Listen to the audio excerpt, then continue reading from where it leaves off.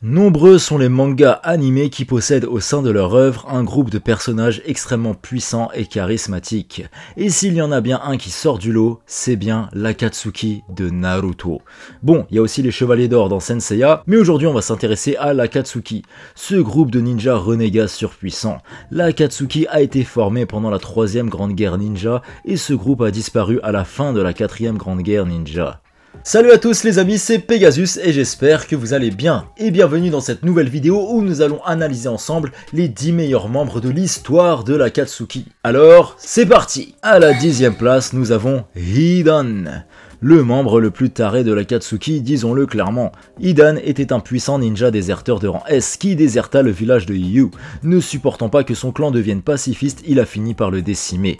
Il a d'ailleurs fait équipe avec Kakuzu, ce qu'on a pu appeler le duo immortel de l'Akatsuki. D'ailleurs les amis, je vous prépare une vidéo sur les meilleurs binômes dans l'Akatsuki.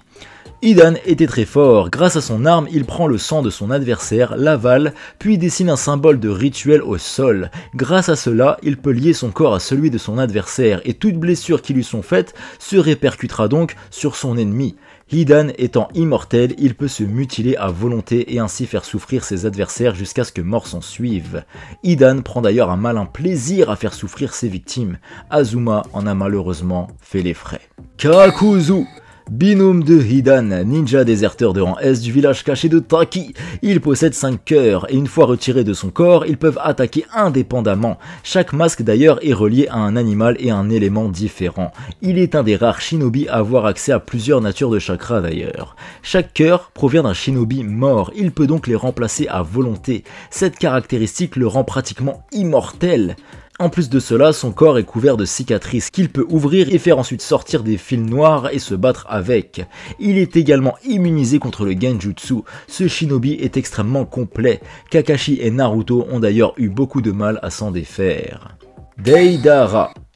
Il a fait équipe avec Sasori, un duo qui fonctionnait assez bien car tous deux étaient, peut-on dire, des artistes. Après la mort de Sasori d'ailleurs, Deidara fera équipe avec Tobi, un duo qui fonctionnait encore mieux. Deidara résiste au genjutsu, il maîtrise le bakuton, technique de chakra de l'explosion, il crée des structures d'argile de toute taille pouvant exploser, il est capable de se battre avec mais aussi de faire exploser des villages tout entiers si ce n'est plus.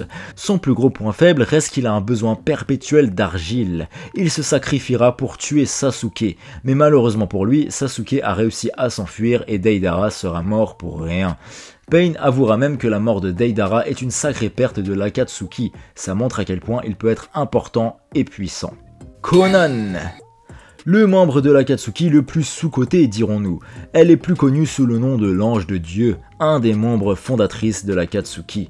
Elle qui était passionnée par l'origami étant petite, elle s'en servira finalement comme technique de combat. En fait, elle se bat avec du papier.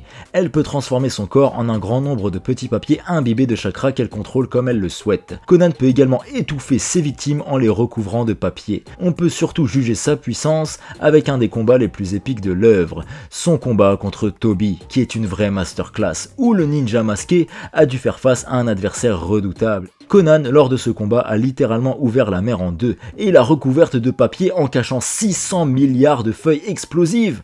Mais c'est une dinguerie! Et mine de rien, si elle avait vaincu Tobi à ce moment-là, elle en était pas loin, peut-on dire qu'elle aurait pu empêcher la 4e Grande Guerre Ninja? Le débat est lancé. Kisame, aussi renommé le Biju sans queue. Un ninja déserteur de rang S du village caché de Kiri, le binôme de Itachi. Il était considéré comme étant le plus puissant des 7 épéistes de la brume. Il est d'ailleurs un des premiers membres de l'organisation que nous voyons dans l'œuvre avec Itachi. Kisame avait en sa possession une arme légendaire de Kiri, Sameada, qui lui permet de voler le chakra de ses adversaires. Plus Kisame se confrontait à quelqu'un de puissant, plus lui-même devenait puissant donc. Tobi a d'ailleurs dit de lui que c'est le meilleur en matière de capture de bijoux. Kisame maîtrise le Suiton comme personne et décidera de se donner lui-même la mort, dévoré par ses propres poissons pour ne pas divulguer d'informations sur l'Akatsuki.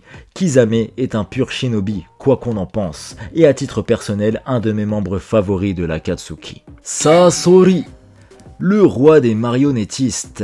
Deidara a même avoué que Sasori, son binôme, était plus puissant que lui. Celui qu'on appelle Sasori des Sables Rouges est un ninja déserteur de rang S du village de Suna. Et beaucoup de gens sous-estiment Sasori. Il a quand même tué le 3e Kazekage de Suna, qui était considéré comme le plus puissant des Kazekage. Il en a même fait une marionnette et se bat avec. Sasori possède presque 300 marionnettes et il a la possibilité de toutes les contrôler en même temps et il peut créer des pantins humain possédant du chakra. Ce mec là est un pur génie dans son art mais aussi dans le combat. Et on peut dire aussi de Sasori qu'il n'est plus humain à proprement parler puisqu'il a transformé son propre corps en marionnette. Mais son plus gros point faible reste son cœur, garantie d'ailleurs de son immortalité. Si jamais Sasori est en difficulté, il a juste à transférer son cœur sur une autre marionnette.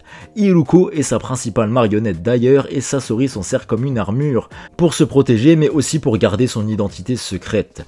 Sasori se fera tuer par Sakura et grand-mère Shiyo, et comme un symbole en se faisant transpercer par les marionnettes à l'effigie de ses parents. Mais surtout, il ne faut pas oublier, les amis, c'est très important, que dans le manga, Shiyo indique que Sasori aurait aisément pu esquiver sa dernière attaque et en finir avec eux sans problème, mais qu'au final, il s'est laissé transpercer délibérément, ce qui veut dire que Sasori est extrêmement fort et qu'il a voulu mourir de lui-même. Et je pense personnellement que beaucoup de personnes sous-cotent Sasori, c'est pas normal parce que c'est vraiment un des personnages les plus forts de l'Akatsuki, vraiment. Orochimaru, le premier vrai antagoniste de la première partie du manga, lui qui appartenait autrefois au fameux trio légendaire en compagnie de Tsunade et Jiraiya, et avait pour sensei en même temps le 3e Hokage, rien que ça. Hiruzen avait d'ailleurs dit que Orochimaru était le genre de prodige qui n'apparaît qu'une fois tous les 100 ans. Orochimaru est à la fois craint et respecté, et il avait le niveau ainsi que l'ambition pour devenir Hokage. Cependant, à cause de sa folie, il n'a pas pu devenir le 4e Hokage car il était obsédé par son envie de devenir immortel. Il est la personne qui maîtrise le plus de jutsu derrière Tobirama Senju. Sympa. Il maîtrise également l'Edo Tensei. Il utilise notamment cette technique pour ramener à la vie le 1er et le 2e Hokage afin de vaincre Hiruzen. Le 3e Hokage n'aura d'autre choix que de se sacrifier pour paralyser les bras de Orochimaru et lui lancer un maléfice, lui empêchant désormais de faire des jutsu. Orochimaru est un génie du mal, un surpuissant shinobi. Il se bat avec des serpents et il peut également en faire sortir de son corps, en invoquer, il peut même muter et même rivaliser avec Naruto en mode Kyuubi. Orochimaru quittera l'Akatsuki après que Itachi lui ait mis un coup de pression. Ça en dit long sur la puissance de Itachi où Orochimaru s'est littéralement chié dessus devant lui. Pain ou Nagato, comme vous voulez. Celui qu'on présentait comme le leader de l'Akatsuki. Nagato est orphelin de guerre et sera recueilli par Jiraiya aux côtés de Yahiko et Konan, avant de former l'Akatsuki pour ramener la paix. Akatsuki qui de base était une organisation pacifique. Mais la mort de Yahiko le fera partir en cacahuète, et éternellement brisé par cette mort, il fera alliance avec Tobi et se mettra en chasse des démons à queue pour créer un monde sans guerre. Grâce au Rinnegan, Nagato, d'après les dires de Jiraiya, maîtrisait tous les changements de nature du chakra et les 5 éléments à seulement 10 ans. La plupart du temps, Nagato reste à distance et agit par l'intermédiaire de 6 corps qu'il contrôle grâce au récepteur de chakra qui est sur son dos.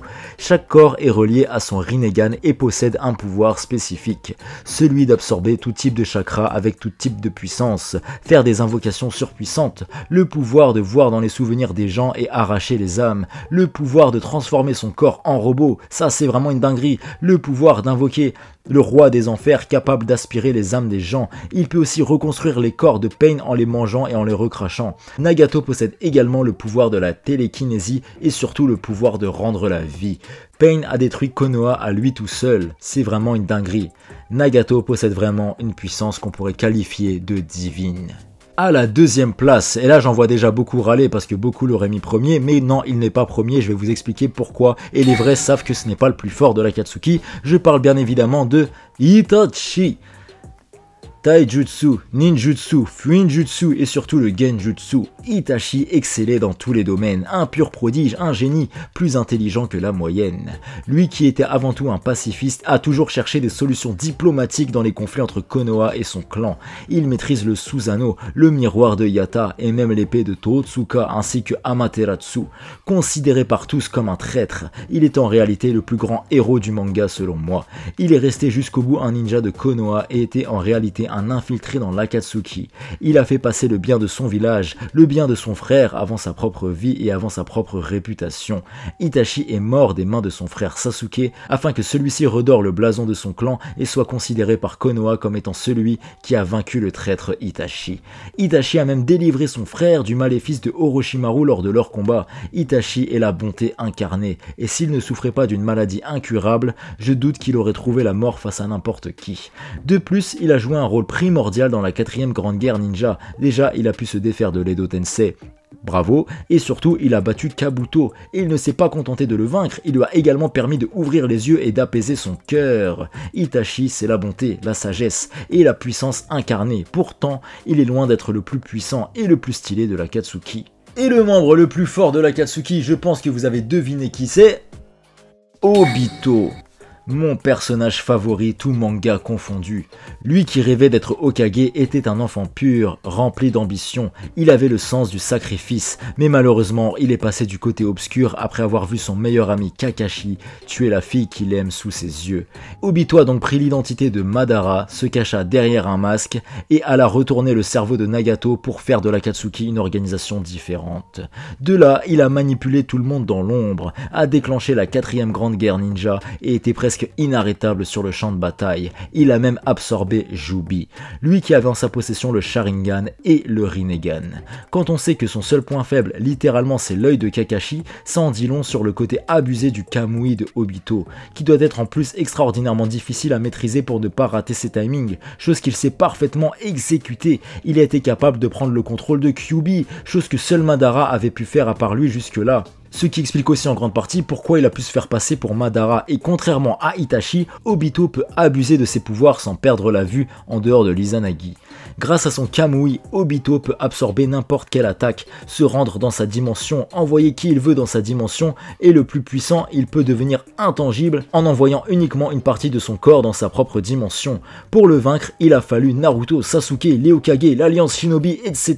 Bref, la terre entière, il était seul contre le monde entier. Il a fallu que Naruto lui retourne le cerveau et lui fasse un Talk no Jutsu pour que Obito réalise qu'il était dans l'erreur, et à travers Naruto, Obito a pu voir celui qu'il était auparavant.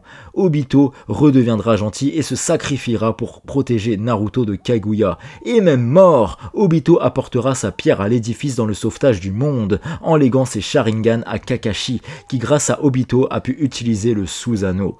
Obito a en lui la volonté, la détermination, le dépassement de soi en plus de sa bonté et de son altruisme. Il aurait pu être le shinobi parfait s'il ne s'était pas fait manipuler par Madara. Mais fort heureusement, il est repassé du côté du bien avant sa mort. Et comme on dit, ce qui compte le plus pour un shinobi, c'est la manière dont il meurt et pas la manière dont il a vécu.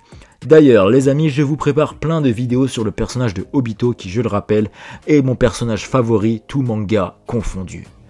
Enfin voilà les amis, c'était tout pour ce top 10 des meilleurs membres de l'histoire de l'Akatsuki dans l'œuvre Naruto. N'hésitez pas à me partager en commentaire si vous êtes plus ou moins d'accord avec mon top, et surtout quel est votre membre favori à vous de l'Akatsuki. Moi personnellement, vous avez compris que c'était Obito, et de très loin, je trouve que c'est lui qui a l'histoire la plus touchante. Je trouve que c'est lui le personnage le plus touchant, tout simplement, le personnage le plus stylé et aussi le personnage le plus fort. Mais bon, moi la puissance dans les mangas c'est pas un critère de sélection, même si là pour le coup Obito pour moi est le personnage le plus puissant, en plus d'être le plus stylé et le plus charismatique et le plus touchant. Le manga aurait pu carrément s'appeler Obito, l'anime aurait pu s'appeler Obito Shippuden, comme vous voulez. Obito, c'est la vie!